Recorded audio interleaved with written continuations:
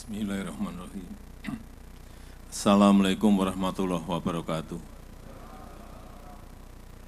Selamat siang, salam sejahtera bagi kita semua.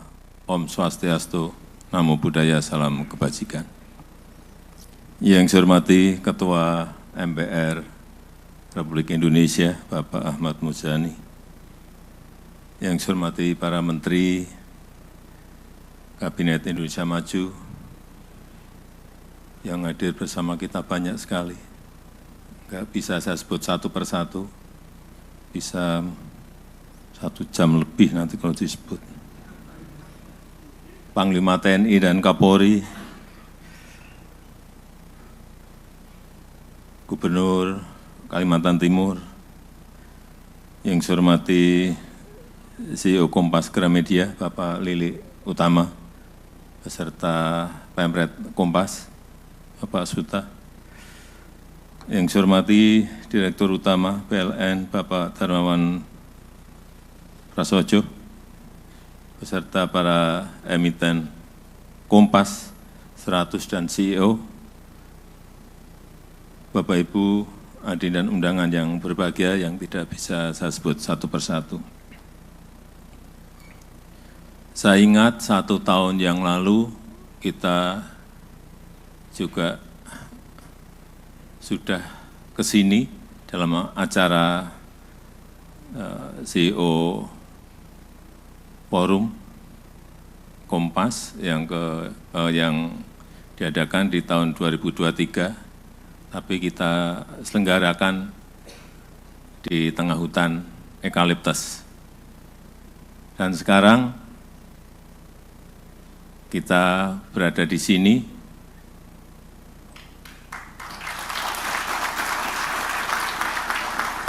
di Istana Garuda, dan ruangan ini adalah ruangan untuk konversi pers, baru pertama kali digunakan ya sekarang ini.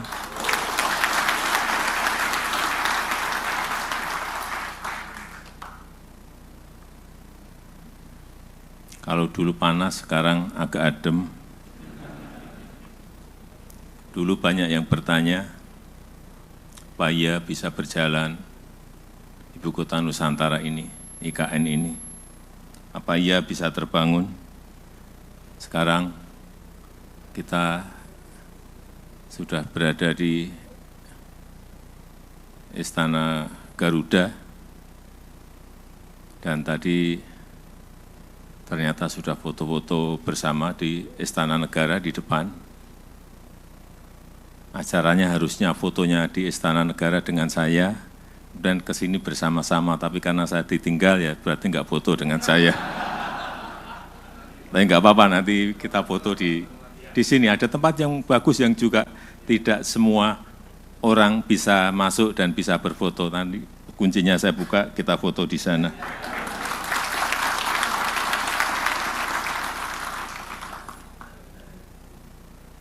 Saya menyampaikan itu artinya apa? Artinya biar nanti waktu yang berbicara. Karena membangun sebuah ibu kota seperti Nusantara ini butuh waktu, butuh proses.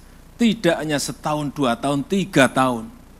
Ini bisa 10 tahun, bisa 15 tahun, bisa juga 20 tahun untuk menjadi sebuah ekosistem besar, ibu kota besar, negara besar Indonesia.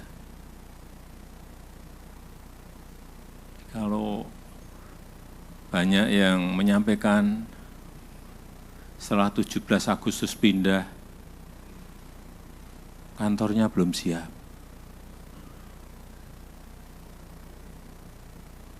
Yang untuk hunian juga masih dikerjakan. Tapi nanti dilihat dari sini kelihatan semuanya. Ini adalah tempat tertinggi yang bisa melihat ibu kota kita. Dan ini memang ruangan ini ruangan yang paling baik. Bapak, Ibu nengok ke belakang kelihatan semuanya. Sekali lagi, semuanya butuh waktu dan semuanya butuh proses. Ini membangun sebuah ibu kota negara, dan negaranya bukan negara kecil tapi negara besar. kembali ke 10 tahun yang lalu. Saya ingat dulu saat pengalihan subsidi BBM, subsidinya kita potong, tapi harganya tentu naik. Saat itu saya ingat approval rating saya 72, karena menaikkan BBM jatuh melorot menjadi 43%. Tapi sudah saya hitung, yaitu sebuah risiko yang memang harus saya ambil, memutuskan sesuatu yang memang kita rencanakan, kita ukur, dan berani atau tidak, saya putuskan berani. Jatuh 72, jatuh ke 43. Tapi dari situlah kita memiliki ruang fiskal yang lebih besar. Kira-kira melompat ruang fiskal kita, tambahnya ada 170-an triliun saat itu. Dari situlah kita berangkat membangun yang namanya infrastruktur. Dan selama 10 tahun ini jelas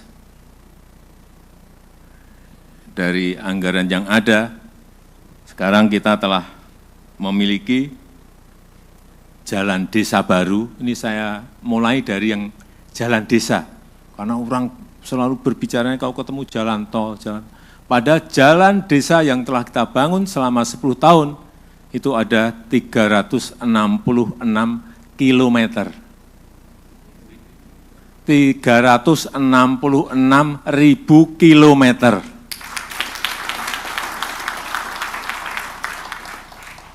Banyak yang bertanya pada saya, nggak percaya, masa Pak segitu panjangnya? 366.000 kilometer. Coba kita lihat, jumlah desa di Indonesia itu ada 74.800 desa. Kalau yang dibangun 366.000, artinya satu desa itu hanya 5 kilo, 4 kilo, 5 kilo. Logis enggak? Justru kurang kalau menurut saya. Harusnya tidak segitu harusnya. Harusnya bisa 2 kali atau 3 kali dari yang ada sekarang. Itu adalah jalan-jalan produksi yang sangat penting bagi petani. Jalan-jalan produksi yang sangat penting bagi para pekebun yang kita miliki. Kemudian embung ada 6.800, pasar desa 14.700. Kenapa harus ada pasar desa? Karena dari produksi itu harus ada tempat untuk memasarkan. Kemudian posyandu ada 46.000 posyandu baru yang dibangun dari yang sebelumnya tidak ada. Nah, sekarang yang jalan yang gede-gede, jalan tol. Jalan tol sampai saat ini kira-kira 2.433 kilometer. Di mana kalau kita ingat, sejak tahun 1978 Jagorawi dibangun sampai 10 tahun yang lalu, itu hanya kira-kira 780 kilometer. Selama 40 tahun lebih hanya 780 kilometer. Di China sekarang memiliki jalan tol 48.000. Jadi jauh banget masih. Bandara dibangun 26, bandara baru, airport baru. Pelabuhan, seaport 25 baru. Yang perbaikan ada 164. Kemudian transportasi massal karena keruwetan di Jakarta dan Jabodetabek dan mungkin Bandung, kita juga telah memulai bangun MRT yang sudah berjalan meskipun baru dari utara, dari Lebak Bulus ke HI, kemudian dalam proses dari HI ke kota dan nanti selanjutnya sampai ke Ancol. belum yang east-west-nya. LRT juga sudah kita bangun meskipun juga baru dari tengah kota Jakarta menuju Cibubur dan Bekasi. Yang lain-lain sayapnya masih dalam proses nanti akan dibangun. Kereta cepat juga sudah dibangun dari Jakarta ke Bandung. Hanya 148 km. Itu pun ramenya bertahun-tahun. Di China sekarang sudah memiliki kurang lebih 28.000 km kereta cepat. Kita 148 km. Artinya stok infrastruktur kita masih jauh tertinggal dari negara yang tadi saya sebut. Bendungan telah dibangun 53 bendungan baru dengan jaringan irigasi 1,2 juta hektar. Yang pada akhirnya itu bisa menurunkan biaya logistik dari 24% ke hitungan terakhir kurang lebih 14%, sehingga menambah daya saing kita. Dan juga mengurangi jumlah desa tertinggal dari sebelumnya 47.000 menjadi 10.400. Dan kelihatan itu pembangunan infrastruktur itu telah menaikkan global competitiveness ranking kita dari 42 di 2015, sekarang di ranking 27. Dan juga telah menaikkan global innovation ranking dari 97 melompat ke 54. Ini angka-angka yang memang harus kita sajikan supaya kita, karena Bapak Ibu pinter-pinter semuanya, jadi tahu bahwa dari pembangunan itu ada hasil-hasil yang konkret yang akan memperkuat daya saing kita, competitiveness kita kan. Nah, itu yang perlu angkanya saya sampaikan. Dan memang sudah saatnya bangsa kita sekarang ini berkonsolidasi. Bangsa ini harus berkonsolidasi. Negara ini harus berkonsolidasi. Semua harus kompak. Seperti tadi sampaikan Pak Lili, semua harus bersatu.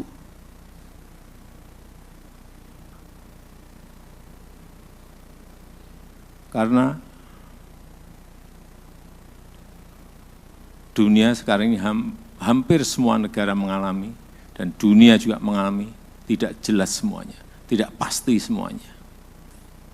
Growth diperkirakan mungkin tahun depan di angka 2,7, 2,8. Dan kita patut bersyukur rata-rata berada di atas 5% pertumbuhan ekonomi kita. Ini hal-hal seperti inilah yang patut kita syukuri. Kita sering lupa bersyukur, dan kita sering tidak membandingkan negara lain seperti apa dan negara kita seperti apa. Dan sekarang ini yang harus memang terus dipompakan adalah pemikiran-pemikiran positif, pemikiran-pemikiran yang optimis. Tapi sayangnya, sekarang ini yang laku yang pesimis-pesimis, yang pesimisme, yang negativisme itu yang laku.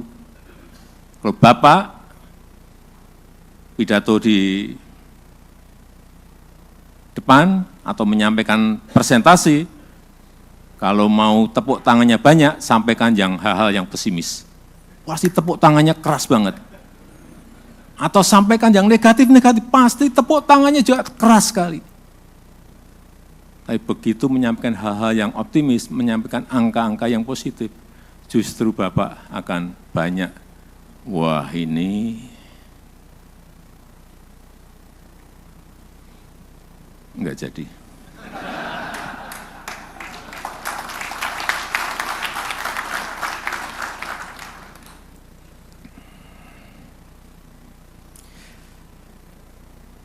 Dan kita sekarang ini telah masuk kepada abad Asia.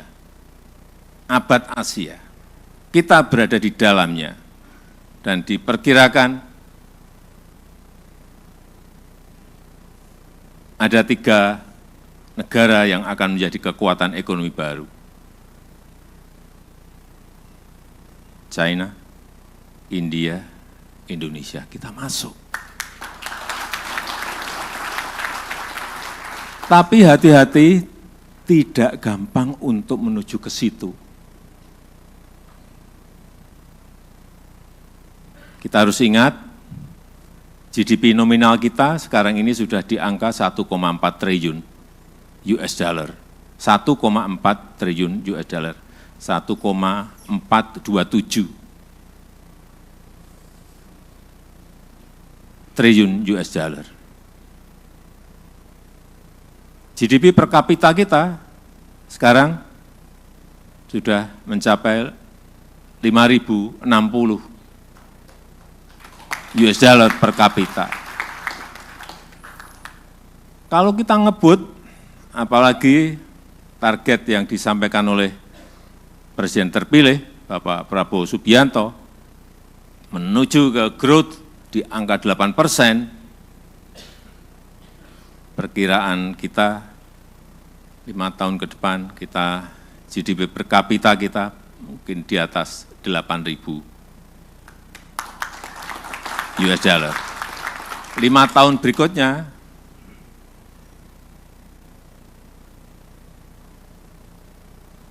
berada di angka kurang lebih 11.000, 12.000. Berikutnya lagi, 10 tahun yang berikutnya lagi, mungkin kita bisa melompat perkiraan lembaga-lembaga internasional bisa di atas 23.000. Itu artinya di tahun 2045. Tapi sekali lagi menuju ke sana juga tidak gampang. Butuh keberanian memutuskan, tetapi juga butuh hitung-hitungan yang detail dan komplit dengan angka-angka yang jelas sehingga memutuskannya betul. Dan saya meyakini Bapak Jenderal Purnawirawan Prabowo Subianto mampu membawa kita semuanya untuk menuju ke angka-angka yang tadi saya sampaikan. Nanti ditunggu saja. Hari Senin seminggu lagi, menteri-menterinya akan dilantik. Kalau mau tahu menterinya siapa-siapa, tanya ke Pak Ahmad Muzani. Jangan tanya ke saya yang berkaitan dengan itu. Karena orang akan langsung negativisme tadi. Saya ikut intervensi, enggak. Saya pun juga tidak mau diintervensi untuk urusan hak prerogatif. Jadi sama, saya juga tidak ingin ikut-ikutan. Tapi kalau ditanya, ya saya jawab. Kalau ditanya, kalau enggak ditanya, saya enggak akan jawab. Pak, gimana ini? Menurut Bapak, Pak Andri Rosadi? Nah, saya jawab. Kalau enggak. Meskipun kemarin kita makan malam 2,5 jam, enggak. Kalau enggak ditanya, saya enggak akan. Karena saya sama, saya juga tidak mau hak prerogatif saya diintervensi siapapun.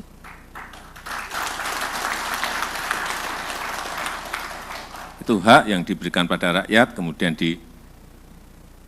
dalam pemilu transfer ke saya. Sudah sering saya sampaikan, untuk menggapai angka-angka yang tadi saya sampaikan, salah satunya hilirisasi ini harus total kita kerjakan. Hilirisasi ini harus total kita kerjakan. Hilirisasi ini harus total kita kerjakan. Jangan biarkan bahan mentah itu kita kirim lagi ke luar negeri, kita ekspor ke luar negeri. Siapapun, nggak ada masalah. BUMN mau mengerjakan silahkan, swasta mau kerjakan silahkan, asing mau kerjakan silahkan, join berpartner silahkan, tapi di dalam negeri.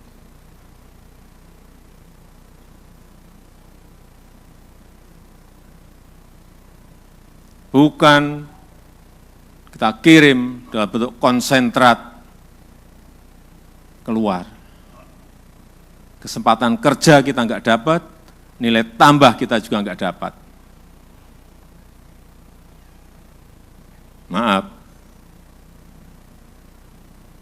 Pak Tony Wenas, Freeport itu sekarang sudah memiliki smelter dengan kapasitas 3 juta ton konsentrat tembaga di Gresik. Betul, Pak. Pertanyaan saya, selama 50 tahun lebih konsentrat itu dibawa kemana? Tapi bukan Pak Tony. 3 juta ton konsentrat tembaga yang di dalamnya juga ada emasnya.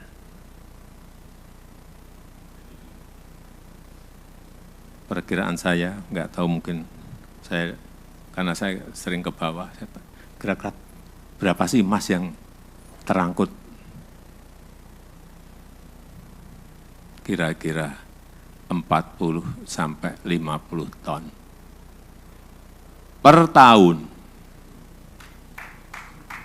Jangan tepuk tangan.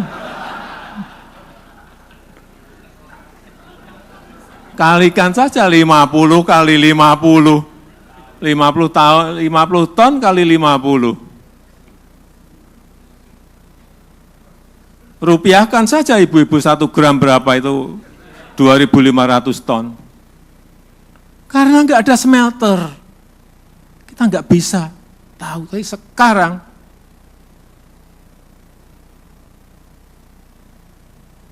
Freeport Indonesia sudah memiliki kapasitas untuk itu. Tahu nanti, setahun ini akan tahu kita. Karena sudah mulai berproduksi full di Januari, Pak Tony ya. Januari sampai Desember tahun depan tahu. Kita tunggu di Desember tahun depan berapa ton ya produksinya. Perkiraan saya, iseng-iseng saya sering iseng-iseng tanya ke bawah-bawah gitu. 50. Besar sekali, rupiah kan enggak ngerti. Saya pernah ngerupiahkan langsung lemes saya. Tapi enggak apa-apa. Kita juga bersyukur Freeport sudah bisa kita ambil alih 51% dan sebentar lagi akan tambah lagi. Artinya Freeport itu bukan kepemilikannya, bukan perusahaan Amerika lagi, tapi sudah milik Indonesia, milik MinID. Dan ngambilnya dulu juga tidak gampang. Enggak mudah. Dari 9 melompat ke 51 gampang. Yang saya kira timnya kemarin ada 4, ada 3 menteri, 1 wamen. Salah satunya Pak Budi Gunadi Sadikin. Yang saya senang, kita beli saat harganya murah. Seingat saya berapa? 3,9 ya, billion US dollar. Sekarang market value-nya mungkin berapa? 20, berapa Pak Tony? 24. 30 miliar lah. Naik terus 34 coba. Artinya yang kita beli 3 tahun yang lalu, sekarang sudah lunas. Tahun ini lunas Pak Tony ya, lunas.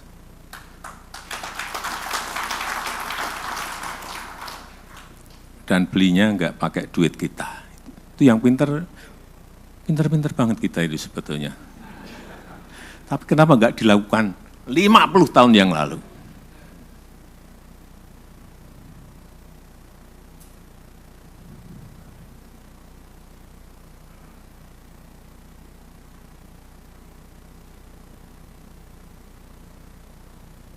Kita harapkan sekali lagi nanti tambah, nggak tahu berapa persen, ini masih negonya alot banget. Dan kalau itu betul-betul satu persatu kita kerjakan dengan baik, dihilirisasi semuanya, saya meyakini China, India, Indonesia betul-betul akan masuk ke zaman keemasan negara kita Indonesia.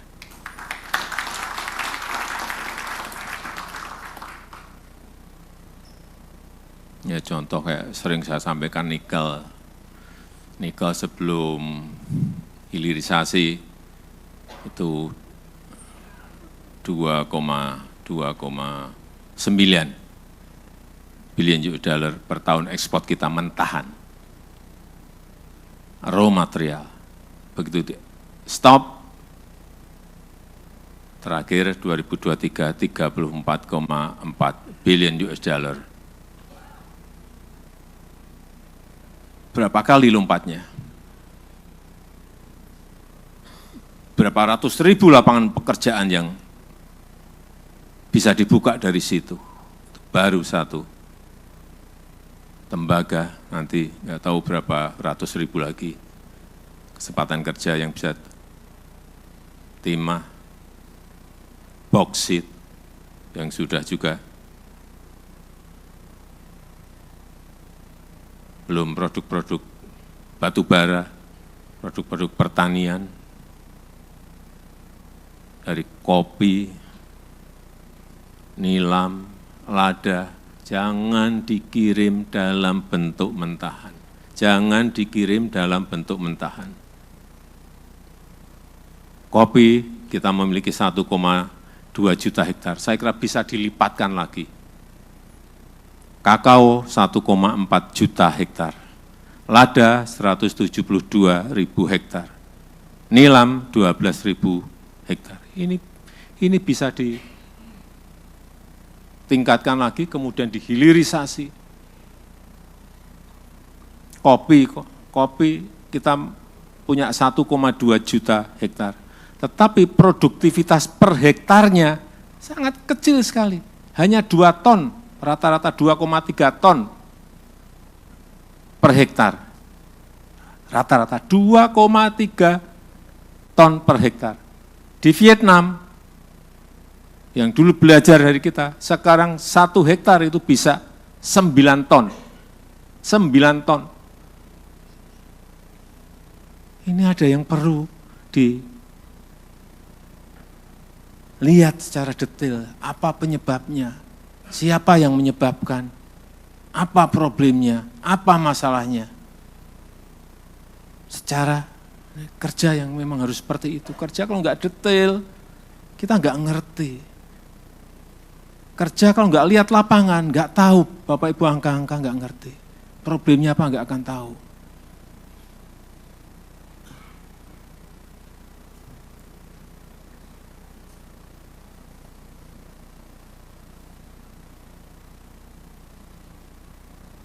Yang terakhir, kita sebagai sebuah negara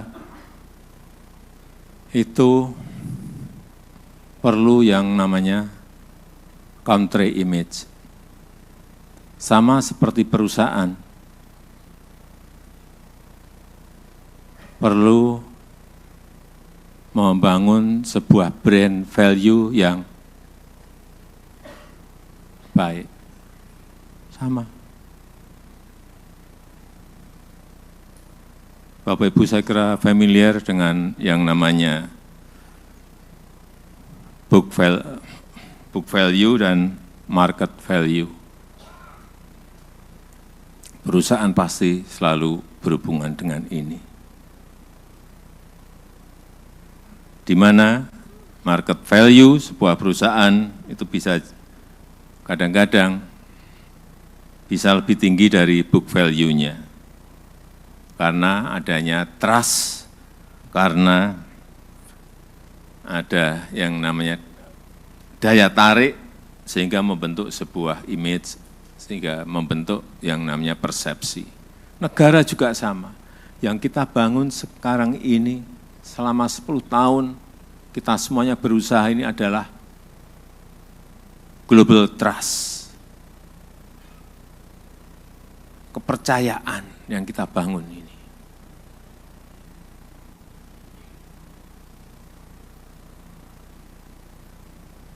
Sehingga muncul sebuah persepsi yang baik terhadap negara kita Indonesia. Ya, kita berikan contoh misalnya kayak Swiss yang membangun image-nya sebagai sebuah negara netral, dan dampaknya kita tahu. Swiss dianggap sebagai safe haven, baik oleh investor yang menyimpan dana maupun lembaga-lembaga internasional yang semuanya berbondong-bondong berkantor pusat di Swiss. Juga kalau kita melihat sebuah produk, kalau ada tulisannya made in Japan atau made in Germany, yang ada di pikiran kita adalah barangnya awet, barangnya tahan lama, barangnya bagus, mahal.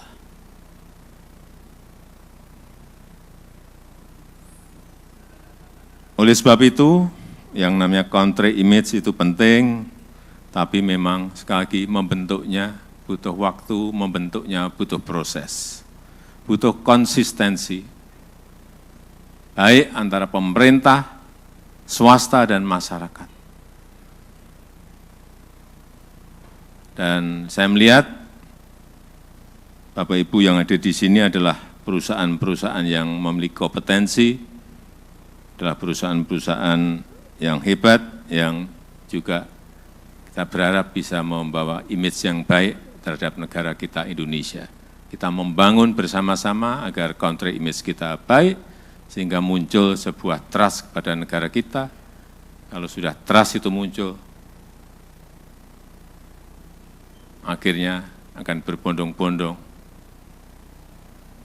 orang ingin berinvestasi di Indonesia, orang ingin membangun kantornya di Indonesia, dan itu sudah mulai kelihatan.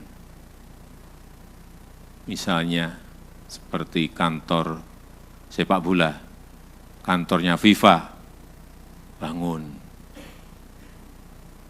di Jakarta. Kenapa enggak di negara lain?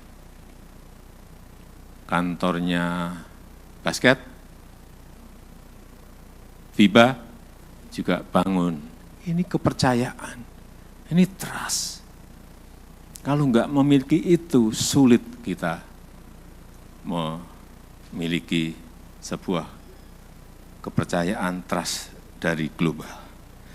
Saya rasa itu yang ingin saya sampaikan. Marilah kita bersama-sama bekerja keras membangun negara ini, dan kita mendukung penuh pemerintahan baru di bawah kepemimpinan Bapak Jenderal TNI Purnawirawan Prabowo Subianto yang akan dilantik nanti tanggal 20 Oktober yang akan datang. Saya rasa itu yang ingin saya sampaikan. Terima kasih. Saya tutup. Wassalamualaikum warahmatullahi wabarakatuh. Om Santi Santi Santi Om, Namo Buddhaya, salam kebajikan.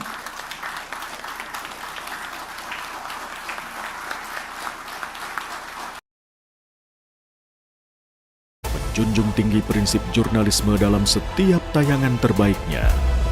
Menghadirkan berita bernilai sebagai referensi. Gelar bicara yang tajam. Tidak, ini kan kebohongan dong. Mengupas fakta demi fakta dan mendorong pencarian solusi. serta investigasi yang mengungkap kebenaran. Rosi, Satu Meja, The Forum, Sapa Indonesia Malam. Nilu, ikuti semuanya bersama Kompas TV.